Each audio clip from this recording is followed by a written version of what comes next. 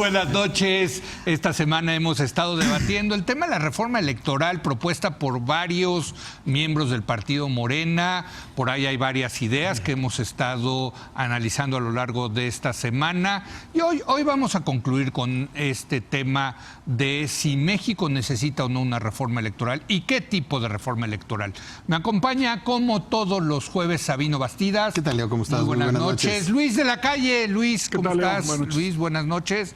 Y en esta ocasión, un experto en materia electoral, nada menos que Luis Carlos Ugalde, ex presidente consejero del Instituto Federal Electoral. Luis Carlos, ¿cómo estás? Muy Gracias, buenas noches. Leo, buenas noches. Y déjame comenzar contigo, porque tú sí acabas de sacar tu libro de Dinero bajo la mesa. En fin, has sido muy enfático de que México sí necesita reformas, pero en el tema de financiamiento, ¿no? Sigues manteniendo esa postura, supongo. Bueno, reforma electoral, pues sí se necesita. Si es una mala reforma, no se necesita. Y lo digo esto... Casi como el filósofo de Güemes. Estás tú hoy. Sí, y si no, no. Porque la verdad es que las dos últimas ocasiones en donde ha habido reformas electorales, que fue 2007 y 2014, hubo muchas cosas negativas. Sí, de acuerdo. Y comúnmente lo que ha ocurrido, al menos desde 2007, y está empezando a ocurrir ahora, es que no se parte de una reflexión global de qué queremos. Sí. ¿Para qué lo queremos y hacia dónde queremos ir en los próximos 20 años? Entonces acaban siendo muy contingentes. Pero las pasadas, es interesante, fueron por presión de la minoría que perdió. Siempre han sido desde los años 90 sí. una demanda de la oposición. Desde la primera, 1977. No es el caso ahora. Desde 1977, efectivamente, desde 1977. Pero no es el caso ahora. No es el caso ahora. Es interesante la primera eso, vez ¿no? que el partido en el poder sí. la postula y sí. la que más ha resonado, no es la única, ha sido el concepto de austeridad sí. dentro de la materia electoral. Y ese es un problema porque parece ser más un esfuerzo de algunos legisladores de querer conectar con la agenda del presidente, en lugar de ver qué se requiere. Sí se requiere reducir el costo de la democracia, sí, y hay muchas maneras de hacerlo, algunas son las que se han propuesto, sí. pero el tema debe ser mucho más global y menos propagandístico para que esto surta el efecto de generar más confianza. ¿Desaparecer los OPLES, los organismos públicos locales electorales? Yo creo que es algo que se puede hacer. No lo quieren los consejeros del INE. Sí, no lo tienen porque sí. lo conectan con un temor de que eso sea la antesala para otras cosas. Sí. Si tú consideras que el gigantismo burocrático que sí se ha gestado se puede sí. reducir a través de una reingeniería de varios años, correcto. Donde al final del túnel tú desmontas la estructura paralela de los OPLES para que el INE absorba esto de manera gradual, digamos, es gradual. post 2024, sí. Sin tocar la estructura directiva del Instituto Nacional Electoral, y eso es muy importante, y haciendo otras cosas, y no envolviéndolo en el concepto de austeridad, sino de reducir costos, hacer más eficaz el sistema. Yo creo que es algo que se puede hacer, pero no envolverlo en el concepto de austeridad, porque el concepto de austeridad se ha convertido más en una túnica moralista sí. que en un esfuerzo por mejorar el desempeño y la eficacia del Estado mexicano. Luis, tú llevas muchos años en esta mesa diciendo que en el fondo lo que se necesita es el tema de una reforma electoral, pero financiera, de los dineros que entran a las campañas. O de abaratar las campañas. Correcto. O sea, para quitar sí. el incentivo, como dice el libro de Luis Carlos, ¿no? Sí. Efectivamente. Y de ciudadanizarla más, no sí. menos. ¿Ciudadanizar? ¿A qué te refieres? El proceso. O sea, el INE ciudadano y no el INE burocrático. Bueno, es un INE político en realidad. Político, ciudadano. De cuotas, de partidos. Bueno, sí, de acuerdo, pero sí. Hay un elemento ciudadano. Correcto. Y la organización de las elecciones son ciudadanas. Y mayor esa ha sido la clave, ¿eh? Esa es la clave en México, esa es la clave porque hay una enorme desconfianza. Yo creo que hay que avanzar todavía más en ese sentido con la segunda vuelta para hacer a largo plazo irrelevante al INE. En la abrumadora mayoría de los países nadie sabe quién es el presidente del Instituto Nacional Electoral. Nadie, porque no es tema. Sí. Y no es tema en muchos lados porque hay segunda vuelta. Y en la segunda vuelta se dirimen las diferencias en la sociedad, se escoge. Y la otra cosa que yo me he ahora autoconvencido, no lo estaba antes, en México hay que hacer obligatorio el voto. Es obligatorio. Propuesta de Luis Carlos. Es obligatorio en la Constitución, pero no en la ley electoral. De esas cosas mexicanas que son un poco comprensibles, pero si tienes alta participación ciudadana es mucho más difícil comprar el voto. Y si no se puede comprar el voto, entonces las campañas son mucho más baratas. Si son más baratas, son menos corruptas. Entonces, quitar un poco el incentivo de que haya demasiado dinero decidiendo las elecciones. Ahora, ser obligatorio el voto implicaría ponerle multas a quien no va a votar. Bueno, hay varios esquemas. O castigos. Pero hay muchos países de América Latina que lo tienen y que tienen tasas de participación ciudadana muy altas y muy importantes. Y otra cosa más que creo que es clave, los partidos políticos son entidades de interés público y por lo tanto tienen que ser democráticas. Entonces aquí la gran prueba es si Morena va a transitar a convertirse en un partido democrático o en un partido piramidal. El gran riesgo que tenemos hoy en día es regresar al modelo de la presidencia imperial y partido único. Sí. Y eso sería en el siglo XXI, desde mi punto de vista, terrible para México. Entonces hay que trabajar también en la democratización de los partidos y en cambiar el orden en materia de las primarias y las coaliciones. Se puso al revés, primero coaliciones para evitar las reglas democráticas a los partidos y después las coaliciones. Hay que hacerlo al revés, primero las primarias y luego potencialmente una coalición. Bueno, por cierto, hay una tercera opción para Morena y es mantenerse en este estatus medio raro de movimiento partido. Aquí lo platicamos con Jacob Polemski y yo creo que los mismos de Morena no saben qué hacer con. Están esperando adelante. Que les digan, que ese es el problema. Bueno, sí.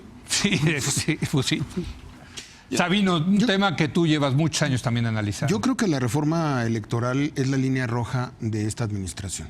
A ver. Yo creo que plantearnos una reforma electoral, siempre podemos mejorar las leyes electorales. Todos estamos de acuerdo en que tenemos una democracia cara, un INE obeso. Todos estamos de acuerdo en que le hemos cargado al INE funciones como la cédula de identidad, que de facto es la credencial para votar. Son discusiones que hemos llevado analizando en los últimos 30 años. Y todos estaremos de acuerdo en que es necesario cambiarlas. Pero esta democracia... ¿Tú le quitarías al INE la cédula oficial? Sí, claro. Pero para darse la gobernación. No, al INEGI. No, se la puedes construir con otro órgano. Es buena propuesta. Jamás. Sí, al gobierno no, ese es el punto. Sí. Déjame regresar. Yo creo que la línea roja es esta. Esta democracia, esta selección, esta legislación, este instituto, sirvió para que ganara Andrés Manuel López Obrador. Sí. Sirvió para la alternancia de izquierda. Pero realmente la consolidación de la democracia no es cuando llegan al poder los partidos, sino cuando se van, cuando dejan el poder.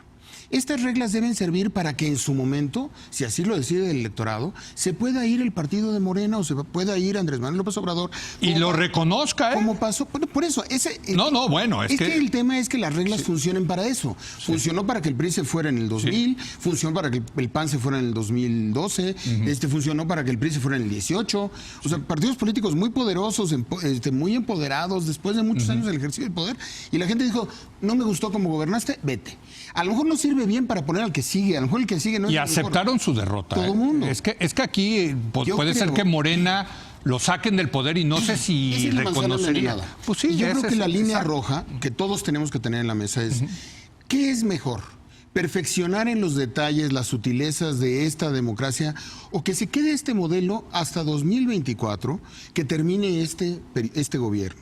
A mí me parece que el bien jurídico tutelado es que las reglas son confiables para todos los jugadores, perfectibles sí, hagámosla para el futuro, pero no es el momento de una reforma electoral. Luis Carlos, a ti te tocó precisamente en 2006 una elección muy complicada en donde el perdedor no aceptó los resultados.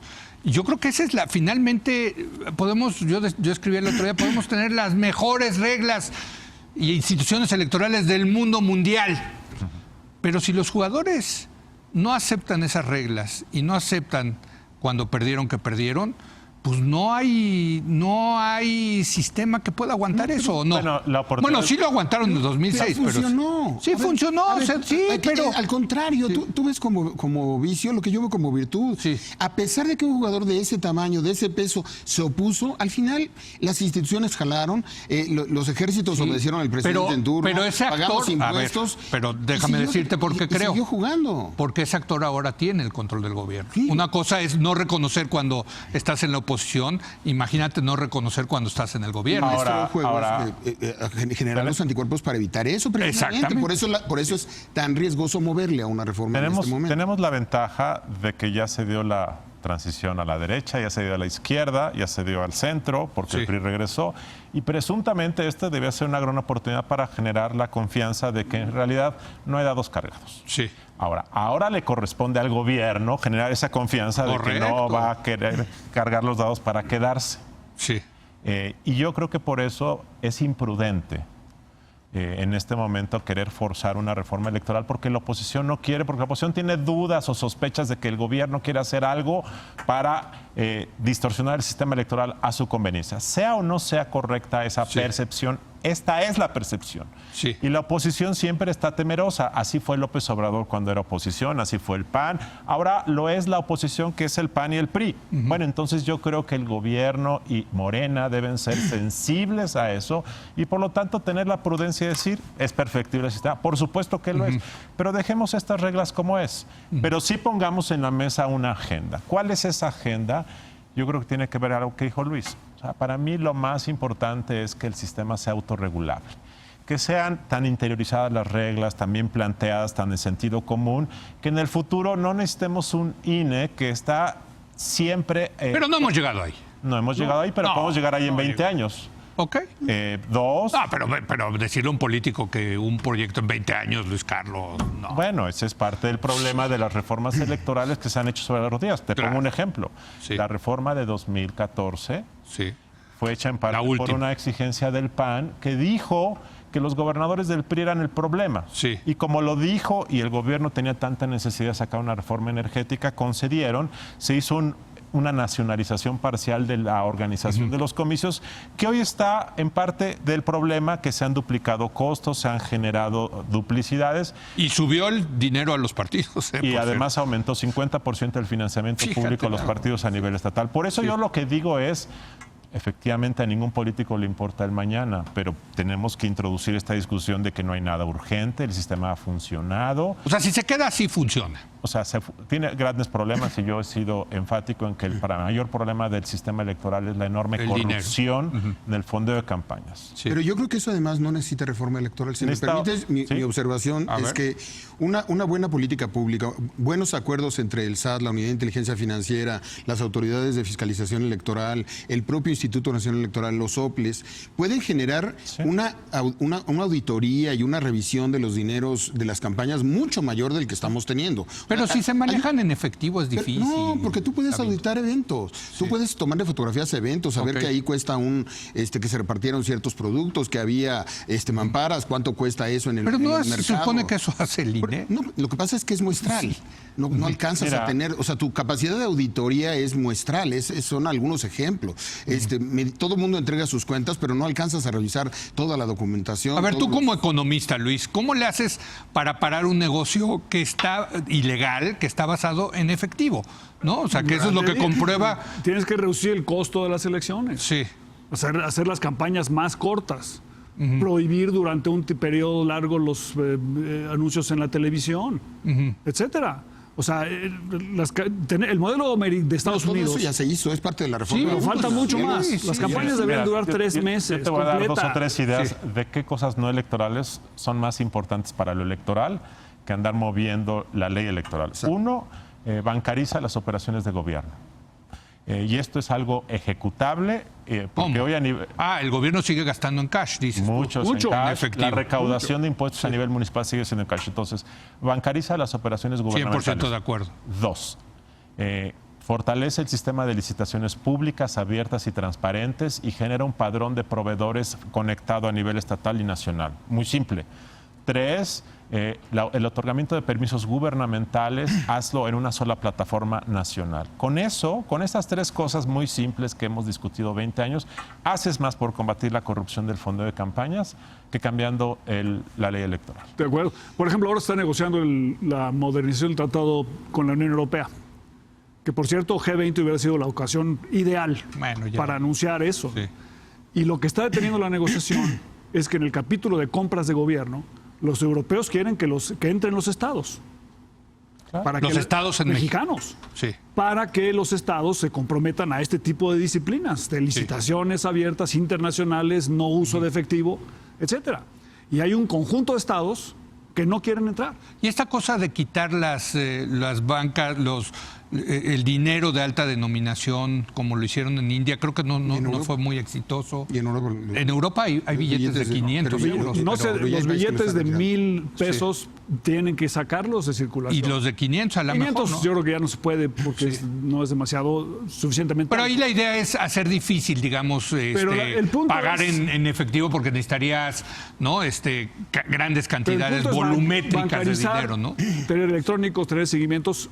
Yo, sinceramente, no confiaría en la unicidad de inteligencia financiera de la Secretaría de Hacienda, que ha sido utilizado de forma facciosa Es cierto. por el gobierno anterior y por este gobierno. Así O es. sea, pensar que por ahí viene la solución, yo lo dudo mucho Pero yo que creo sean que son las objetivos. instituciones que sí tenemos. O sea, yo creo que con el SAT, por ejemplo, se puede hacer mucho. El SAT, sí. El dinero El va SAT lo ha dejando- hecho bien, ¿eh? Y el dinero va dejando- Históricamente ha hecho bien. El dinero va dejando Exacto. huella cada vez más. Cada vez manejar cantidades importantes de efectivo es más difícil.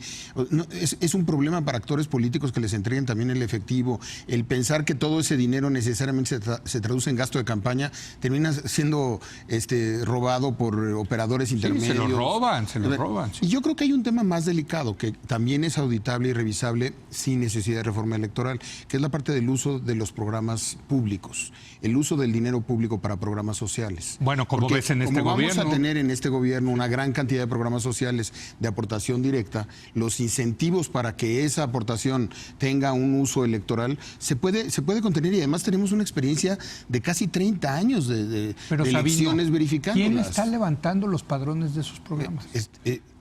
Los siervos de la nación. Bueno, que son miembros de Morena. Sí. Imagínate que el PRI en su época hubiera levantado los padrones Lo de los hizo, programas sociales. pues lo hizo. Bueno, sí. El PRI en su época se llamó Solidaridad y hizo exactamente eso. Bueno, ¿y cuál fue la Yo creo que qué dijo la oposición? Yo creo que llevamos 25 años tratando de contener, de documentar, de evidenciar los casos que además han llevado al Tribunal Electoral a resoluciones históricas sobre este tema de gasto gubernamental. Creo que son de las cosas que también no necesitan reforma electoral. ¿Pero son qué temas harías en eso? O sea, ya están levantando los padrones y claro que van a tratar de aprovechar esos Ciudadanía. 23 millones, A ver, lo calculó María Amparo Casar, de mexicanos que van a recibir Es algún tipo. ciudadanía. ¿Dónde están las oposiciones en México?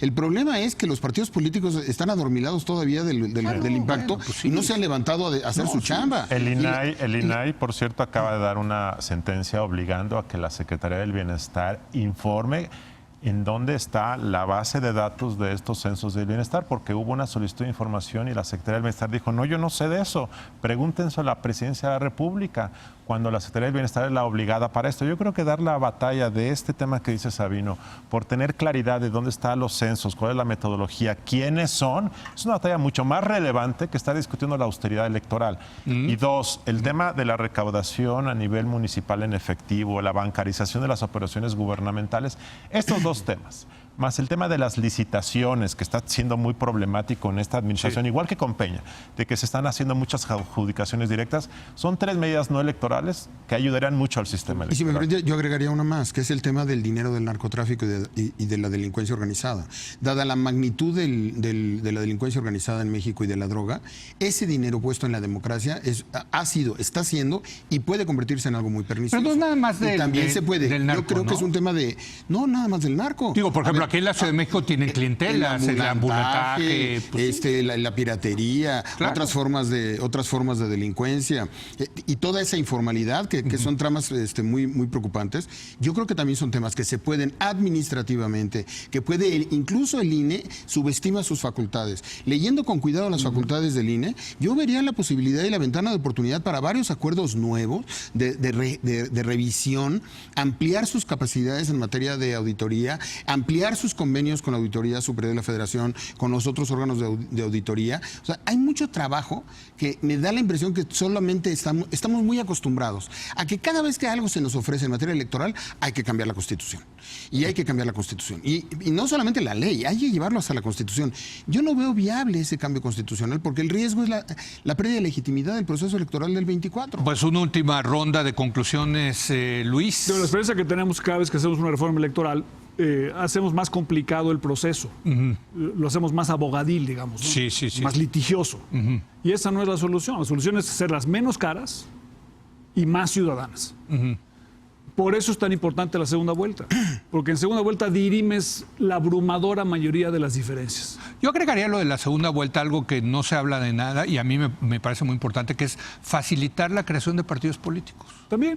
O sea, la verdad tenemos un régimen de los más estrictos del mundo para formar partidos por cada 7 años. En segunda vuelta te permite hacerlo. Sí. En Francia, por ejemplo, en la primera vuelta participan 18 partidos. Exacto. Y en la segunda vuelta, 2. Exactamente. Bueno, pues ahí se soluciona. ¿Cuántos partidos necesitas? Muchos. Sí. En Estados Unidos tienen una especie de sistema similar. Porque las primarias es eso. Oye, tienen 23 candidatos, tienen los demócratas, 23. Mira, no, van a ir 20 al debate, pero son 23. A 3 de plano ni los invitaron. O sea, si en segunda vuelta Macron nunca hubiera sido presidente de Francia. Sí.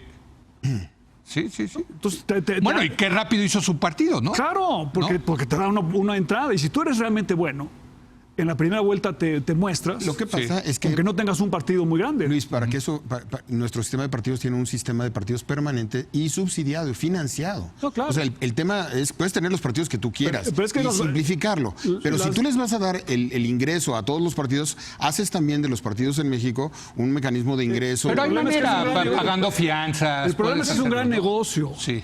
Y hay grandísimos intereses. Sí. Por eso tienes que abaratarlo y tienes que quitar las barreras de entrada para que te enfrentes a más competencia. Y la mejor manera de quitarla es permitir una primera vuelta. Un último comentario, Luis Carlos. Primero, yo creo que la mejor reforma electoral es la no electoral en este momento. Sí. 2, yo creo que sí se pueden reducir costos, se puede reducir el financiamiento de los partidos, sí, de forma gradual, a lo largo de 3-4 años. Creo que se puede, creo que se le puede quitar al INE la facultad. ¿No beneficiaría esto a Morena, que ahorita...? Siempre va a haber una lectura de a quién beneficia, pero tenemos que ser parejos. Sí. Okay. Yo creo que en términos absolutos pues afecta más a Morena, en términos relativos afecta más a la oposición. Pero hay que hacerlo en algún momento, pero tiene que ser a lo largo de 3-4 años que puedas ir reduciendo año con año un porcentaje. Yo creo que eso es saludable, yo creo que además eso genera una sensación de empatía por el electorado. Y tercero, el tema más importante es la batalla conceptual, política, de qué tipo de democracia queremos. Y saber si todos estamos dispuestos a acatar las reglas, porque aquí hay una discusión. ¿Pero a qué te refieres? ¿Con qué tipo de democracia? El presidente López Obrador tiene una concepción de la democracia más en el tono de la parte populista, popular, transformadora, que de la democracia entendida como un control del ejercicio del poder. Y nuestra democracia representativa de los últimos 30 años en la que le hemos invertido esfuerzo ha sido una democracia para controlar el ejercicio del poder y para generar pluralismo. Pesos y contrapesos. Esa es una concepción de democracia que no es la del presidente López Obrador, es otra. Por eso quiere hacer una consulta de revocación de mandato. Sí. Cuando esto ocurra por la vía formal o la vía informal, en donde el presidente diga, pues si el Senado no me dijo que sí, yo hago la mía, ahí va a venir una batalla política muy importante, en donde puede ser que el presidente diga, me dijeron que no, adiós. No, hombre, y la va a hacer y nadie la va a pelar, la va a ganar y... Bueno, es que permitir que se haga... Es peor que la haga el INE, yo creo. Por eso, pero permitir... que haga su patito, su permitir que el presidente de la República haga estos ejercicios por fuera, me parece que es algo que no debe ser parte de, que lo haga, no importa. Es que lo hagan. No, bueno, a mí me lo parece... hizo como jefe de gobierno del Distrito Federal. A mí me parece que hay una invasión de atribuciones. Y esa discusión de si el presidente puede hacer por la vía paralela sus ejercicios, sus consultas, me parece muy importante aclararlo. Es una perversión de la democracia. Y yo creo que el INE en ese momento debiese interponer un recurso jurídico para tener una discusión de si se vale o no se vale en nuestra democracia ese ejercicio político que se quiera hacer. Bueno, un último comentario rapidísimo. López Obrador debe saber irse en su momento de la presidencia de la República de manera correcta. Y a López Obrador lo informan dos movimientos. Uno es el movimiento de las izquierdas en México, pero el otro movimiento que lo informa es esta lucha por la transición democrática de México. O sea, el error histórico del presidente, el error en donde sí puede ir a dar al basurero de la historia que él tanto pregonaba, es si se mete con la democracia y la democracia no funciona para poder echar del poder a Morena de manera pacífica, aceptando todos el resultado. Y yo no tengo... Esa es la prueba de oro. Yo no tengo... Sí. Esa es la línea roja. Yo lo que diría es, la línea roja de los próximos 5 años para opinadores, partidos políticos, medios de comunicación, es no moverle al tema electoral con una regresión o con algo que lo haga que lo haga parcial o que perdamos algo de lo mucho que hemos avanzado. Hemos invertido muchísimo dinero en democracia, mucho tiempo en democracia. Son 3 generaciones de demócratas. Por cierto, López Obrador jugó esas reglas de la democracia. A pesar del 2006 y los enojos, finalmente optó por un partido, hizo su partido, obtuvo el registro, se formó, cumplió formatos, llenó, se echó 18 años, jugó 3 veces hasta que ganó. Entonces, eso me parece que tiene un gran valor para la democracia, que la izquierda no optó por la vía ilegal, sino que insistió en la vía democrática. Y echar eso a la basura, perder eso, me parece lo más grave. Insisto, es la línea roja que no debemos de cruzar. Pues qué buena mesa. Muchas gracias. Un honor, un privilegio debatir con ustedes. Sabino, Luis Carlos, gracias por venir. Leo. Hacemos una breve pausa y va a estar con nosotros Santiago Aguirre para analizar la difusión de un video donde se muestra cómo torturaron a un detenido por el caso de Ayotzinapa. Sigue dando de qué hablar este caso de Ayotzinapa. Vamos a regresar a analizarlo en un momento más.